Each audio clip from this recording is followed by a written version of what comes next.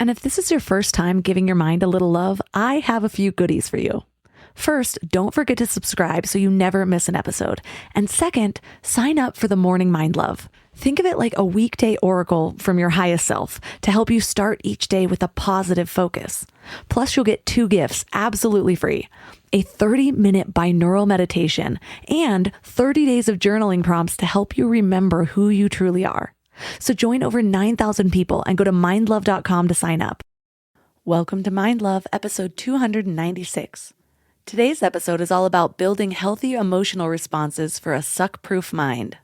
How do you actually build resiliency? And resiliency is that bounciness. It's not how tough you are. It's not how strong you are. It's how flexible, how agile you are. And one of the aspects of this is, can we reconcile our upbringing? Most of us, we don't know how we grew up really informs our patterning and really informs how we even process certain emotions. So if we saw growing up our parents acting instinctually and acting out and not having healthy ways to distribute their emotions when they get angry, but it's different to get angry and actually sit with that anger, feel it, express it, take a pillow, scream at it, to allow it, but not allow it to fully consume you. So it's what we do with that emotion and how we process it in a healthy way that actually builds resiliency.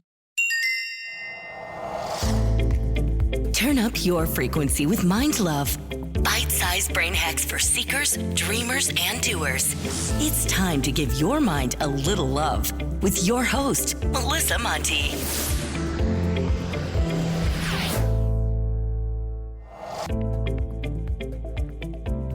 If this is your first time giving your mind a little love, don't forget to hit the subscribe button. Mind love is a habit, and the more you give your mind that love and intention, the better you'll feel about yourself and your life. Plus, it's really a win-win because more subscribers means Mind Love attracts even more amazing guests to bring you their wisdom. So don't forget to subscribe. How do you handle life's sucky moments? We've all gone through those difficult periods where everything just seems to be going wrong. Whether it's the loss of a loved one, a difficult breakup, a setback in your career, life can just be tough. But what are the best ways to deal with these moments? Some people might try to ignore or suppress their emotions in the name of positivity, which is the very definition of toxic positivity. And then others might want to wallow in their feelings. I have been guilty of both of these methods, although guilty isn't really the right word, more like ignorant, or unknowingly taking the unhelpful route. There have even been times I've done a combination of the two. I actually think this might be more of my default method. Like when my dad died. All of my friends thought I was powering through, always looking on the bright side. But alone, I was spiraling. I was feeding all of my negative thoughts about how no one understands, and how, of course, I'm getting bad grades in college. And of course I'm not showing up to work. Don't you see what I'm going through? In hindsight, I had no idea how to process what I was feeling. And I think we can all relate to that. When my dog died last year, my grief overwhelmed me. Even with everything that I know now, I still felt unprepared to deal with his loss. The pain was physical. I could actually feel my heart hurting. I do think I did everything the right way, as to allow my emotions to move through me rather than getting stuck. But while it was happening, nothing about it felt right. Nothing about it felt healing. I remember thinking, no wonder I historically avoided this process. This shit is hard. I had also given up drinking the year before, so I didn't even have that to fall back on. I had evolved past most of my ways that I used to numb. And my only option left was to just feel it all. So I get it. I get why it's so common to avoid the hard things. The problem is, the easy route isn't actually that easy in the long run. If you don't properly process your emotions, they get stuck and they can cause all sorts of negative consequences, from depression to anxiety to physical illness. So today we're talking about a better way to approach these difficult moments by finding their magic. And our guest is Neeta Bhushan, She is the co-founder of the Global Grit Institute, a mental health training platform for leaders and coaches, and the co-founder of the Dharma Coaching Institute, training thousands to live their best lives. She's helped thousands of people move past their heartbreaks, failures, and disappointments. And after years of research into human behavior, observing people in their worst and best moments, being a mother of 2 small children and failing more than a few times herself, she really knows what it takes to get back up no matter what bowled you over. So 3 key things we will learn are how unresolved issues from childhood create cyclical emotional reactions, how to use rituals and practices to release emotions, and how to build a new default pattern for coping with difficult situations. I used to be one of those people who had grand plans for a big healthy meal every Sunday night, and I'd make these elaborate meal plans, buy all the ingredients, and then Wednesday would roll around and I'd be staring at that wilted spinach, ordering takeout again. Shopping, planning, and cooking food really can be simple and stress-free, and that's why I love Hungry Root. Hungry Root takes stress out of mealtime by filling your cart with personalized picks and planning your week of meals, getting smarter with every order. With over 15,000 recipes to choose from each week, many ready in just 15 minutes or less, it's so perfect for those nights when you have no energy left.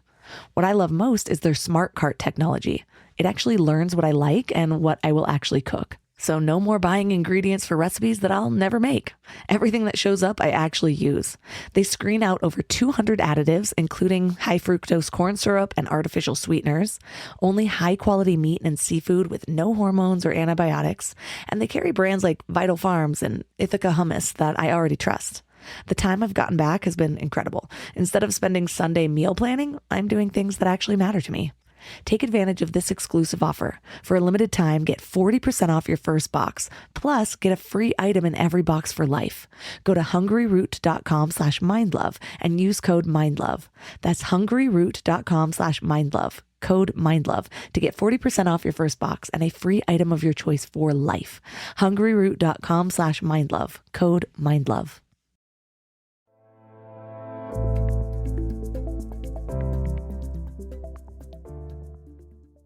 And now let's welcome Dr. Neeta Bhushan to the show. Hey, it's so good to be here, love. Thank you so much for having me. I know, it feels like it was meant to be. We've met before, didn't know it until we were prepping for this. So I'm excited to get to know you on a different level. So I'm curious, what inspired your recent work in basically embracing the chaos and the mess that is life? Oof. I feel like this book was a culmination of everything that I had, the life that I've walked through, lived through, and it really didn't bubble up to the surface until I was actually entering motherhood. And, in fact, quick story, I won't share all of that story because I know you're fully pregnant. Oh, you share it. I need to know what I'm getting into. But this is your second though, right? Yeah, second. This is your second. Okay, fine. I would probably preface this if this was going to be your first.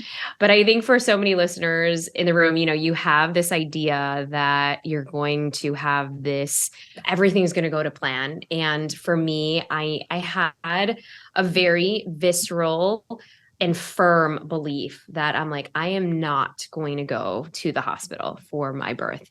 And so, and I think that for so much of my prep, I pretty much got into this like PhD mode of all things natural. And of course, we were living in the bubble of LA at the time, which I feel like you were there at some point as well. And so within kind of like the whole world of everything natural and all the things, and everyone was just, you can get your hands on whatever you want, basically being in LA and being pregnant and wanting to go the natural route. And so my husband, who's actually from India, funny story, he's just like, and coming from the Indian culture, like my dad was Indian as well. And he's like, like, why are we going backwards in time? Like from when my family was like, my mom did that. We're living in the States now. Like we can get actual proper care. Like this is what all of, my community comes to the US for. And so, it was like a big thing until I finally got him on board that we were going to do this like home birth, natural. It was going to be an orgasmic birth, all of those things. Well, guess what? That didn't happen. In fact, I had the very opposite of that experience. And leading up into it, I was just so against all of these other things. I'm like, nope, it's going to be this way and it's only going to be one way. Right. And so when I feel like we're so caught in this idea of what we want in our head, this like full, whether it's, that house that we wanted or that relationship that we thought that was going to end up in this like happily ever after, and my beautiful water birth that I was like envisioning and I was, manifesting, and I had it all throughout, and I had the crystals and the sayings and everything. And it was a beautiful kind of reckoning with some of the biggest fears that I hadn't necessarily dove into. And that was, because I had grown up watching both of my parents and brother go through their own journeys of medical diseases that we couldn't control. And my mom passing away early at the age of 16. I was 16 of breast cancer. And then a year later, my brother dying of an asthma attack just randomly as a sophomore in high school. He was 15. And then 2 years later after that, we would be pulled into a hospital setting again. Mind you, the same hospital, all three of them perished. And my dad would get the diagnosis of lung cancer. And so he died when I was 19 and 10 months after that diagnosis. And so for me, I had to reconcile in the heat of the moment of when I was birthing and this baby wasn't coming out naturally. In fact, my labor was stalled for 5 days. And my water broke. It was all of these things. It was raining in LA. I mean, this could have been out of a movie. Like, this was everything that you thought of in a movie. And I just surrendered and I said, I have to go face the place that I never, ever wanted to go. And I think that for me to finally surrender into that moment was welcoming what I was so afraid of, and the fear of, going to this place, which in my mind only signified death up until that point. I had to reframe what I had in my heart and what I had in my head. And my backup OB was in Compton that day. He was at MLK Junior Hospital. Funny enough, we're talking about that. And it was obviously, if you don't know about Compton, it's a shady part of town in LA. And there were 3 metal detectors just to get into the hospital. And by the way, at this point, I was like, I need to be somewhere now. My legs were giving out. It was a whole thing. And I was just once we got there, all of my fears that I had totally went away. And I literally surrendered, and it ended up being the most beautiful birth. It was a teaching hospital. And so we had 20 interns. It was like we were the show, but it felt so good. And it felt so good because I finally reconciled what I was so afraid of. And so that really, this evolution of this book, that sucked. Now what? How to embrace the joy and chaos and find magic in the mess. That was literally my birth story and my ushering into this next phase of motherhood where, yes, chaotic, absolutely. Yes, all of the feels, absolutely. Big T traumas, no, not as, and to really allow me to embrace the chaos that I had grown up with, but now it's all in a different way. Now it was real time every single day, daily dose of you didn't do the bottles right. Oh my gosh, it's not sterilized too. Why did you leave the diaper on for this long? Are you out of your mind?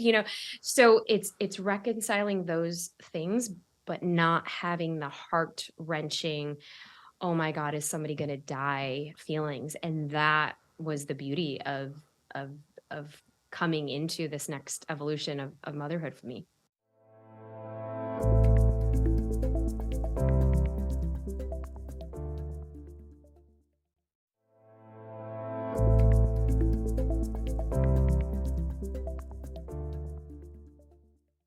I love that story. I can relate so much. I've been very distrustful of just the medical industry for a lot of my adult life since my dad died when I was 19. And it was one of those situations where he had bad insurance, not like I think any insurance is good insurance. Like, I just don't like the system. But he had his back was in pain, and so they just kept prescribing him Vicodin, and then his belly got big, like it looked like he was a couple months pregnant, and they said it was bloating because of the Vicodin, and then they found out 3 years later that he actually had a tumor, a large tumor in his stomach, and he had lymphoma. And if they would have caught it when he first started going in, instead of accusing him of trying to get overprescribed Vicodin, then we may have been able to save him. And so after that, that's when I got skeptical. I went down the holistic route. My first baby was supposed to be born at a birthing center, 4 days of labor, had to transfer to the hospital, same fears. And you had 4 days of labor too. 4 days, yeah. And same. Oh my God. You have like the what is it? The nocturnal laboring where you labor at night, but then in the morning it stops. Yeah, that's what was happening. And it was hard to know because I thought it was going to be a good idea for my mom to be there, which no. Same. Oh my gosh, same. I had my in-laws come in from India for the first time to the US. Oh my gosh. And then I just felt like I needed to like entertain or something like that. So it would pull me out of my mindset. And I chose a birthing center because they don't deliver babies up in Big Bear, which is weird. But you have to go down the mountain anyways. And so I was like, well, this one's at least across the street from a hospital. But when I finally did transfer, my midwife said, you're going to want to go to this other hospital if you want them to honor your wishes. If you go to the one across the street, it's going to be their way. So we still had to drive an hour. Contractions were like a minute and a half apart. It was intense. But when Bravery is my baby's name, when he finally came. No way. Yeah. Oh. It was a beautiful experience. I was glad I didn't feel afraid. Like a lot of times when I go to even a doctor's appointment, I feel like resistance already comes up because I've convinced myself that they're going to be trying to push something on me that I'm going to be saying no to. And yes, I'll be honest, that happens almost every time I go. But Really? in this situation, I had some people that ended up making it a lot easier for me. There were a couple things I had to fight for, but otherwise it ended up being overall great. And I actually felt safe there in comparison because there were so many days during my labor, and I honestly, at that time, I feel like my midwife could have given me more information because I didn't know what to expect. And I was like, well, why aren't we doing more cervical checks? Well, my water broke first and it was everywhere. It was like it was like a movie scene. It wouldn't stop. Yeah. And I heard that didn't happen. And I'm like, apparently it happens to me. And so at the hospital, they were all about, well, you're likely to have an infection. Like they were acting like it was like a 98% chance. And I had to like pull up studies and show them it's a 0.5% of a chance regardless. And it goes up to 1% of a chance of infection. If your water breaks early, like it's not this big deal. I'm not taking your antibiotics. But yeah, that's why my midwife wasn't doing cervical checks. But I think she was trying to keep me calm and not telling me certain things. And I'm just not that kind of person. I'm like, tell me everything and that'll keep me calm. So anyways, it ended up being a beautiful experience. And I was really glad that I got both sides. I got half of a birth center experience and I got a hospital experience. And I think for me, because I can get the more research I do, the more I really believe that I'm right. And having both sides really softened my stance against the other and allowed me to see how both sides are valid and how the epidural isn't going to automatically kill me. Because I just ended up going for it. Call me crazy. I'm still planning a home birth for this one, but I love it. I mean, and I think like, because we've lived through both sides of that. And by the way, I've never met somebody who'd also have the same kind of labor experience as me. I'm like, I thought I was the only one that had this, like going to labor on Monday and then basically Friday my water broke and for 5 days you're not sleeping at night. I mean, such intensity, but I think that Yeah, it's part of, I think, at least for me in my journey, it was part of me surrendering that biggest fear and starting to alchemize and transform some of the depths of that grief that I thought I had processed. Yet in this way, there was a whole different appreciation for hospital. That hospital could mean life. That hospital could mean safety. That hospital could mean, wow, I'm being nurtured and cared for in these walls, and I could still have the home birth experience of whatever that means, with my crystals, with my candles, with all of the things, yet in this container that was welcoming. And so, yeah, there I pulled with my hands, my son, and the rest is history. But I think that, the subtitle, How to Embrace the Joy and Chaos and Find Magic in the Mess, was because it was finally a culmination of all of the things that, and the experiences and the life experiences, that I had to to to to put into this book, where it's not just about those tough times. It's also about, how do we actually sit in joy, and how do we actually really attune ourselves to what we're experiencing now in the moment, especially with little ones running around. Because let's face it, I don't know about you, but I was reparenting myself, especially in the first few years. And when he got to being 2, well, oh, you're gonna be that's when things fully shifted, because I could no longer. I mean, this is with anyone, right? You take any toddler who, they're in that stage of development. They are trying to find their own identity, their reality, and it's mine, mine, mine, mine, mine. And how come I can't have that candy in the morning, or that whatever juice box or whatever? And then they go into their tantrum and they have the biggest meltdown, and it lasts for 20 minutes. Yet they're processing their emotions real time. And that's when I started to really take ownership into, well, what parts of my lineage, what parts of me growing up in a chaotic household where my parents didn't have the tools of emotional intelligence, let alone understanding emotions, because things were so dark and chaotic. And I had to grow up early at 10 years old to be a caretaker. What parts of that do I want to pass on? And can I be okay in the stillness of his crying? Can I be okay in embracing that, like, it's hard to parent that way, because that will take every ounce of your bravery, and just, and even patience as a human, as we're navigating the complexity of what we're actually going through ourselves. And it's a big nervous system reset, especially if you'd grown up in situations where your nervous system was dysregulated all the time. Just actually about an hour before this interview, I'm going to be honest, today was one of those days where my hormones are raging. I had to have a conversation. I started complaining about something, and I have enough self-awareness to tell my husband, I need to warn you, I'm feeling irritable. I'm feeling very on edge, to where any small thing that happens, it feels like it's putting me over the edge, but nothing big has happened behind the scenes. So it's all the little things. And it's a snow weekend. It's been snowing kind of all weekend. And Fun. we have the HOA, will get their mower things, and I was trying to record something, and I'm irritated at that. And then next door is rented out, and they're making more sounds than normal, and I'm irritated about that. And then I couldn't figure out what to eat, and I'm just like, okay, this is a lot. And when I relate that to both likely being a toddler and parenting a toddler, it's sort of the same thing that's happening.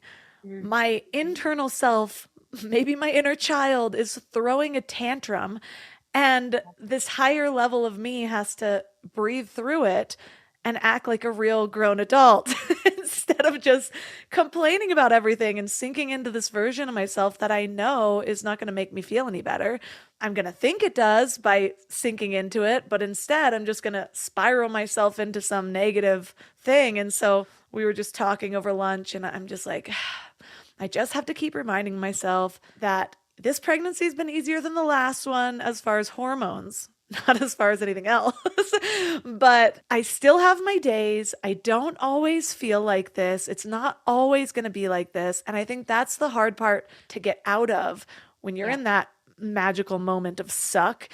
It's Mhm. like, this has always been a problem, because it's not like it's just this one moment. Your mind makes meaning. And so you bring back every other time you've ever felt that way or every other time this has happened. And so my toddler will be screaming and I'm just like, how am I ever going to survive this phase? And I'm like, 7 minutes ago, he was an angel and he came up and gave me a kiss without me asking. Like, what? In 12 minutes, he'll Shifted. probably be fine, And so just those little reminders that can help you see the bigger picture when you're in that moment Yeah. is it's hard to grasp, but if you can get yourself to a point where that becomes the default reaction rather than these instinctive reactions. And that I know that's one of the things that you talk about. How do our instinctive reactions get in the way of our resilience? Because I don't think a lot of people put those things together. They just think, oh, I'm sinking into this moment. It's just this moment. And they don't really realize that the grander effect that that has on maybe future moments of suck. Oh, yes. Ooh, our instinctive reactions and our these instinctive emotional, bouts of really expressing our emotions. I think that for so many people, myself included, I think for the longest time, I would judge every emotion that I would have. And I would judge and because I was taught growing up, this whole facade of toxic positivity, that was my coping mechanism through all of my losses. And it had its pros and cons, right? I think many times with toxic positivity, we're constantly, and if we're in this work, we're constantly looking at the silver lining, yet we're not allowing ourselves to embrace, and many times we bypass how we're really feeling because we're faking it till we make it. We're like saying, okay, yeah, it didn't go as well as I wanted to, but you know what? There's next time. And so there is definitely a point to that for sure. It's valid. It needs to be there. And hey, it helped me get through some of these tough times versus leaning into other coping mechanisms like maybe addictions. And I was addicted to work. That was another thing too. But I think also, to go on the other side of that, then I would judge every time, especially when I was in postpartum depression. It was like, oh my goodness, why am I so like, I didn't know I was in it until I was out of it because I'm like, whoa, these hormones are taking me for a loop. Like, how am I being this like vicious person? I had never experienced the amount of like rage that was coming up. And I'm like, whoa, what is this? And I could only, recall because I had never experienced that amount of anger and frustration. And there were so many like figuring out my identity as a mom in this stage and taking this like back seat and allowing myself to receive support and help because for so many years of my life I was the matriarch. I was like bringing family members together, bringing everyone together, and for the first time I couldn't do, which meant I had to go deeper, and it meant that I had to see, oh, am I worthy of your love? For you to come all the way from India, for my aunt and uncle, who were my bonus parents, helped raise me. They came all the way from Chicago, but I was just shoving everyone away because I'm like, no, I'm the one who usually takes care of you. And I wouldn't let anyone in because that would mean for me to ask a different question. Am I worthy of that love? Am I worthy of not doing for the first time? And that was scary. It was scary in all the ways. And I realized, in definitely doing all of this work, I realized that many of us, because of how we have been raised, and I talk about this in a whole chapter 2 or section 2, part 2 of my book, how we build our bounce factor, because our bounce factor is comprised of 4 parts. And the way that I talk about your bounce factor is how do you actually build resiliency? And resiliency is that bounciness. It's not how tough you are. It's not how strong you are, contrary to what we've been told, right? Unpopular opinion. It's how flexible, how agile you are, how in Latin, how bouncy can you be? And one of the aspects of this is, can we reconcile our upbringing? This is part one of this 4-step framework that I have, that I go deeper in this book. And I'll share the backstory of that in a little bit. But what I want to get to is most of us, we don't know how we grew up really informs our patterning and really informs how we even process certain emotions. So if we saw growing up our parents acting instinctually, acting from a place of and acting out and not having healthy ways to distribute their emotions when they get angry, when, it's different to get angry and you're going to punch a wall. But it's different to get angry and actually sit with that anger, feel it, express it, take a pillow, scream at it, right? I have all of these different tools in the book to go through that, but to allow it, but not allow it to fully consume you. So it's what we do with that emotion and how we process it in a healthy way, right? That actually builds resiliency. It's easy to get frustrated and scream at everybody and let it out and emotionally dump on everyone. That's not what I'm saying. I'm saying, hey, if we're feeling this feeling of jealousy, or if we're feeling this feeling of frustration or even rage, what does it do to us? Are we going to just sit there and just stew? Or are we going to get up and maybe go for a walk, maybe do some breath work, maybe transmute it, maybe put on a song, start singing, start dancing, but actually be with that? Or are we going to, go hurt ourselves and hurt other people in the process, right? I think that's the thing that most people get confused, which is why many people they can hold somebody's anguish. They can hold somebody's pain in terms of their discomfort and, oh, I'm feeling so sad right now, and their breakdown. But many times they can't hold, like myself, I couldn't hold anybody's anger because I hadn't allowed myself to feel angry. Because that wasn't an emotion, like in our upbringing, that was appropriate. And so then we grow up thinking, oh, our kids shouldn't have that anger. Well, there's healthy ways to be able to experience that healthily, right? I mean, the other day, I told my husband, I'm like, we need to go to an empty parking lot. I need to just release, because I've been on podcasts and interviews and I'm doing this book tour and I've been away from the kids and I just felt so guilty. And this is real talk. And I'm like, I just need to release it fully out there, howl, and not be, and just be around a safe container, which is him. I've done it with my girlfriends, but and he's just like, okay, love, yeah, whatever you need. And to allow somebody to just be there for you, to help you with that. So when I talk about, resiliency and our instant impulses of wanting to act out, because, this is an example, the other day, a girlfriend of mine said, hey, we broke up and I just want to call him right now and just scream and yell at him. I can't even imagine, we had all of these things. And I'm like, all right, let's calm down before you dig yourself into a hole right now and do something you will regret. That would be acting out of impulse. But instead, what if we did the opposite?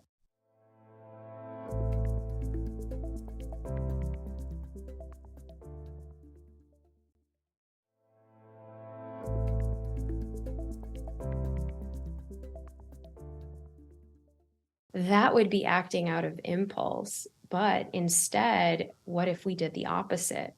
What if, and that's exactly what I told her. I said, I know you want to do this and I know this would make you feel so good right now. What if instead you go into your bathroom and start saying all of the things that you wanted to say and light a candle. And in that representation, you have this piece of paper and you're saying it, in front of the mirror, but in front of this piece of paper.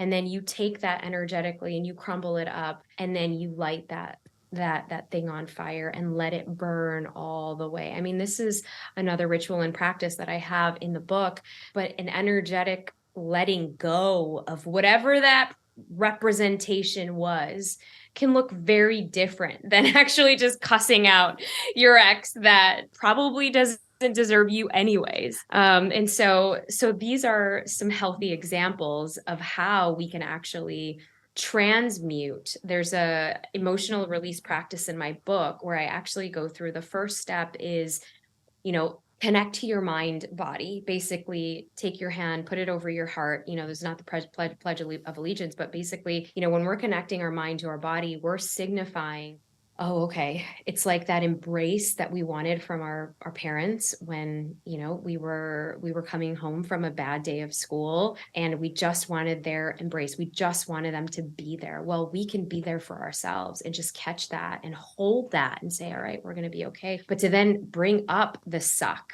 and to bring up the emotion that we're like, what is this right now? Why am I feeling so overwhelmed?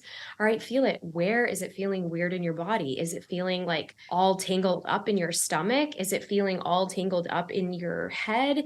Are you feeling it in your throat where you can't properly like speak clearly? Are you feeling it in your head and chest? Like, where is that?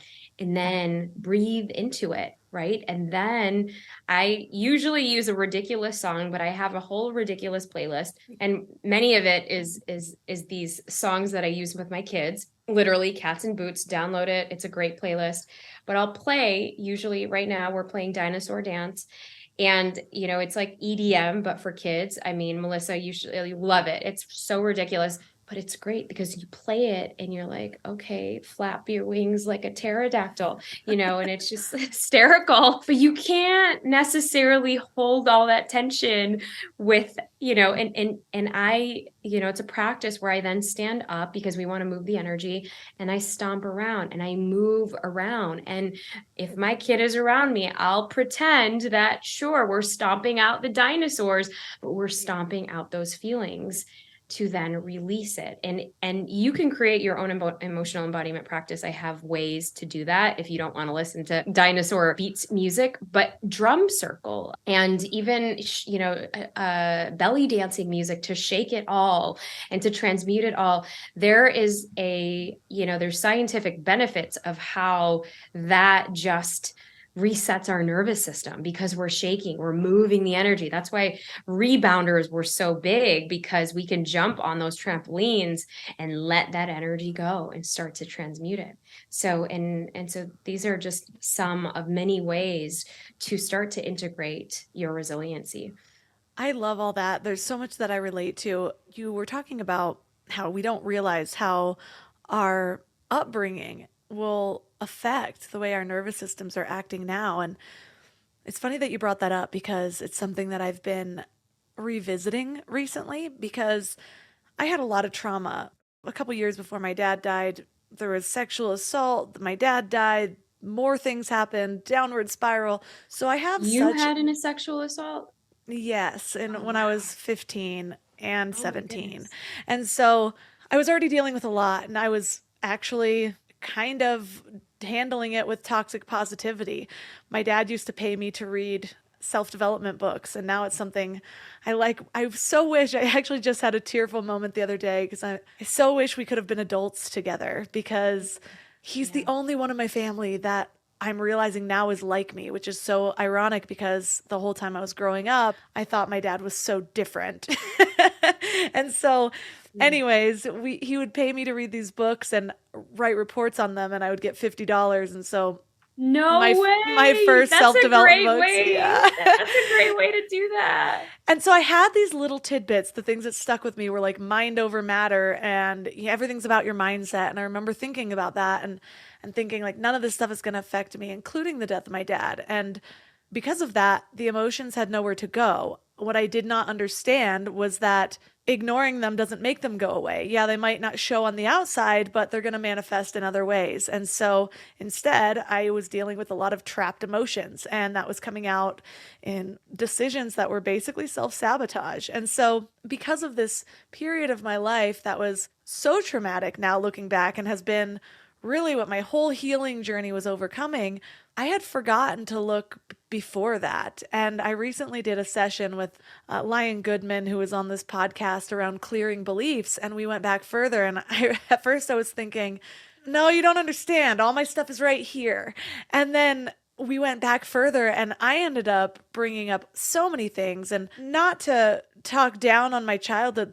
Comparatively, I had an amazing childhood, but we're all going to have these things, these ways that our parents dealt with us, despite how much they loved us, despite how hard they were trying, because they didn't have the tools or because they were having a weak moment. Just like I'm sure my child is going to have when he's older, you know? Yes, I have more tools, but doesn't mean I'm perfect. And there are times where I react with something and then I'm like, oh man, I hope that, I hope that doesn't leave a lasting mark.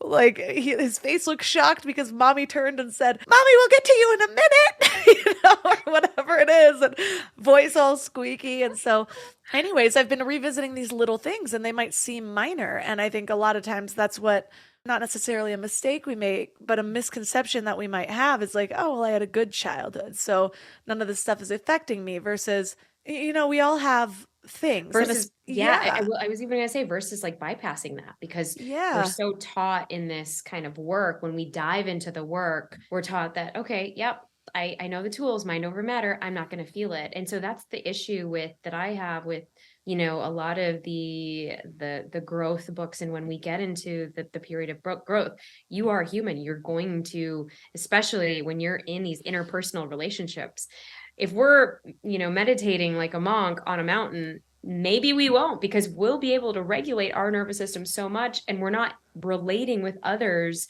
to draw up our mirror and the things that we still need to heal when it comes up in a relationship. It's so much easier to control us, but then what if we're, you know, in that soup with somebody else, with your child, with your mom, with you know, your colleagues, team members, etc. That's where all of that stuff comes up, and that's where we get triggered, and that's where we have to go in and deeper and deeper. And that's the beauty of even one of the frameworks that I talk about in the book, Fly Forward. It's not that when you have a fall, because the first step is a fall, and then, you know, step 5 is thriving, it doesn't mean that you're never going to have a fall again. It's just cyclical.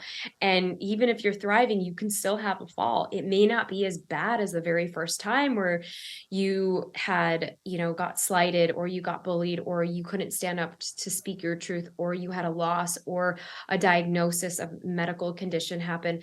But maybe it's something else. And how are you going to cope with that and even climb out of that suck to fly forward past it? I love that, because one of the things that is my sort of trigger when I'm in that moment, because you're right, a lot of times our first reaction is just to kind of spew all these emotions, and it's like, well, at least I'm feeling it.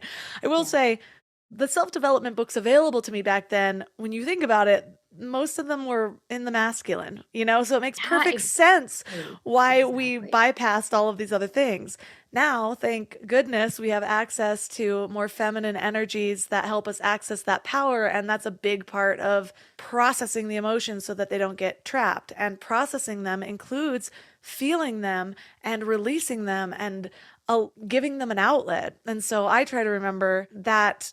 I remember years ago somebody telling me, you are spiritually responsible for your own energy. And when I think about it that way, then it's like, yeah, it's so easy to just sort of like spew out my emotional discharge onto somebody else. But I think that's when karma kind of gets involved, where it's like, okay, well, now I just brought my husband down with me because I needed somebody to complain to. And, you know, this feeling that I'm feeling is suddenly now going to come out as him putting everything in the pantry horribly and why are you making my life so hard type thing, versus how you were talking about, yes, he can still be a support system, but bringing him in a way that supports rather than is the receiving end of that emotional whatever. And so that's even what I was just doing before this. I could feel myself wanting to blame him for whatever I was irritated about, which I can't even remember a couple of hours ago. I could easily think of 12 different things that were then bugging me about him because that's just how it works. But instead, I breathed through it and I said, I am extra irritable today. I feel like my cup is full in the bad way, like I'm about to spill over. And then I just started thanking him for things that he hadn't done yet because it was like my way of telling him this is what I need. I'm like, so Yeah. thank you for not being frustrated that I'm going to start talking about how much I hate where we live and this and this and this. Thank you for being understanding just because I'm stuck inside pregnant and I can't snowboard right now or whatever it is. Oh my And gosh. so, Yes. and I'm like, it's really helpful when you are just supportive like this and just listen to me vent. And in saying that, then that's exactly what he was for me. And then I was able to come back and I didn't even feel those things anymore because Mm. I allowed myself to release them. I did it in a healthy way. I didn't spiral him into some karmic vortex of despair. and and we kind of worked through it together. And another thing I've been doing is saying things like when I actually do feel mad at him, like when he's the trigger, I'm just going to Mhm. say, I feel angry at you. I don't know if it's logical, but I just need you to help me work through this rather than here are all the reasons that I'm mad at you. And then it's like, now we can talk about it. And I'm like, is this even logical? Do I do the exact same thing? Like, is it not fair? Oh my gosh, I love that you just said it in that way because I think most of us don't know how to even ask for support and we just lash out. And it's easy to have this emotional burst and release. But, being intentional and saying, hey, I can really use your support in this. I'm feeling this way. So taking personal responsibility for the way that you're feeling, but then also inviting somebody who has the capacity to hold that space for you, hold that container for you, whether it's friends, family, I mean, family, but your partner, if they're in that same wavelength with you, then to ask them. And many times we just don't know how to even bring that up to their awareness to even say, hey, I'm actually going through this and I need your support. So yeah, it's I love that you just said it in that way because I think it changes everything when we can actually allow ourselves and allow our partners to be part of your processing. And you talked earlier about you were going through your process of just like putting your hand on your heart. And you're like, it's not the Pledge of Allegiance. And my first thought was, it's kind of the Pledge of Allegiance to ourselves. Like it's like the moment that we're holding ourselves. And that's one of the things that I've been trying to create as a default pattern because that's Mhm. that's what I've learned over the years is like at first it's like, well, this takes so much work doing it this way. My old way is easier. It's easier to get to because that's what you've been allowing yourself to get to every single time, but it's not easier in the way that it feels or in the outcome that it has, the results that you get from it. And so every time that I'm presented with this thing, this is what I want to do versus this is what I am trying to build toward, then the Mm. next time it gets a little bit easier. And the next time it gets a little bit easier. And then before you know it, that's one of your default patterns. Yes, you're still going to have slip ups, but you're going to realize that the work you did made this so much easier. Like now my life feels so much easier because I don't feel like I'm spiraling out of control Yeah. every single time something comes up that's unexpected. And so you've already shared really actionable tips for people to use, but I love leaving people with something to focus on for the week. If you gave them one practice to do in that when those magical moments of suck pop up, what would you have them focus on this week? I would focus on, oh, this is such a great question. Just how bring up a magical moment that sucked. Maybe you're in the suck right now. Maybe you're like, what magic is in that moment? But this is the part where, and I have a whole, when you buy the book at thatsucknowwhat.com, I have a whole 44-page digital guide that allows you to go deeper. But this is one of the key exercises that I'm going to just give you so that you can take this with you for this week. But maybe even make a list of all of the moments that sucked in your life, big or small, like big or small, even in the days. We've been talking about like our mom woes. So anything that has happened within, let's just say, the last year, because we're entering this new year, just make a list of all of them.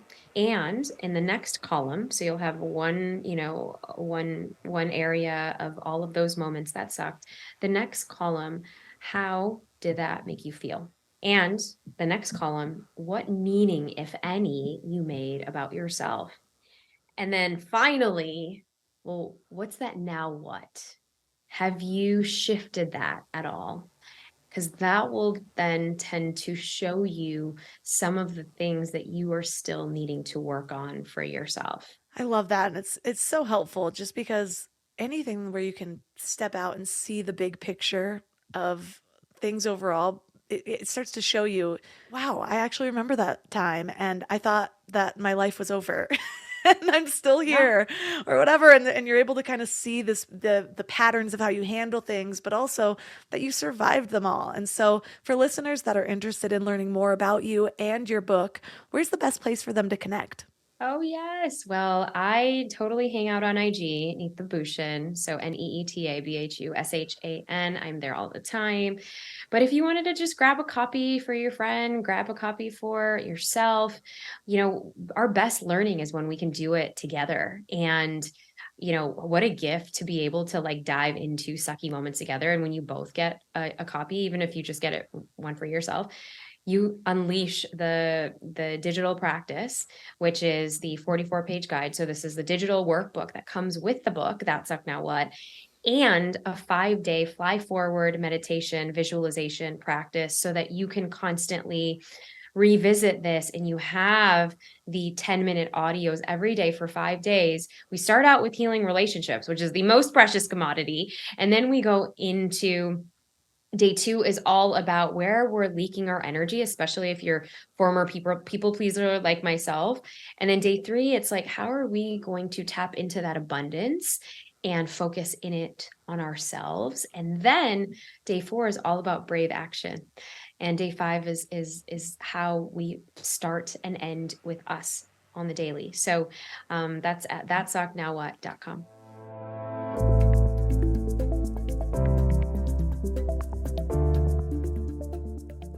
All the links for this episode will be at mindlove.com/296. Your challenge for this week is to transform your suck into strength. So you're going to create a page with 4 columns. In the first column, list all of the moments in the past year that sucked. Second column, how did that make you feel? Third column, what meaning did you make about yourself or the world? And then in the fourth column, now what? Have you shifted at all? You can also use this column to consciously decide in this moment how you plan to shift in the future. This is actually how we process our experiences. And so many of us don't do it. We just kind of move through. We respond how we naturally respond, how we feel inclined to respond, which is usually an innate reaction that we didn't choose for ourselves. And then we create meaning about the world. And then all of a sudden our world looks a little bit differently because we are giving meaning that we didn't consciously choose. And usually when we allow that meaning to just arise naturally, it isn't necessarily the most positive thing. It can be something like, all men suck, or marriage is terrible, or I am a failure, or I guess I just can't do things like that. But we have the option to choose. We can choose the meaning that we give all of these moments. And this is how we actually create an empowered life for ourselves. We can decide, well, that kind of man isn't what I'm looking for. Or, I need to learn from this and work harder in my next step. Or, I see that I have a tendency for judgment and criticism, so I'm going to work on compassion instead. And we always have that choice. We always have the option to choose what meaning we give a situation. But usually, in order to make the empowered response, we have to consciously choose it rather than just letting our minds do what they do. So let me know how it goes. If you need any help with this, reach out to me on Instagram at mindlovemelissa. Don't forget to check out the Mind Love membership at mindlove.com/membership. You get a new masterclass every single month, and there's already a backlog of quite a few of them, from self-discipline to setting goals to priming your mind for change. So these masterclasses actually walk you through these conscious life choices so that you are consciously building your mind, yourself, and your life as you go through them. So that's at mindlove.com/membership. You can also find my sponsors at mindlove.com/sponsors. And if you love this episode, please consider sharing it on social media or directly with a friend. You can tag Mindlove Melissa and Mindlove Podcast. And that's all for today. So thanks for giving your mind a little love today, and I'll see you next week. Thanks for tuning into Your Higher Frequency with Mind Love. Head to mindlove.com for a free gift to keep your vibes up until next week.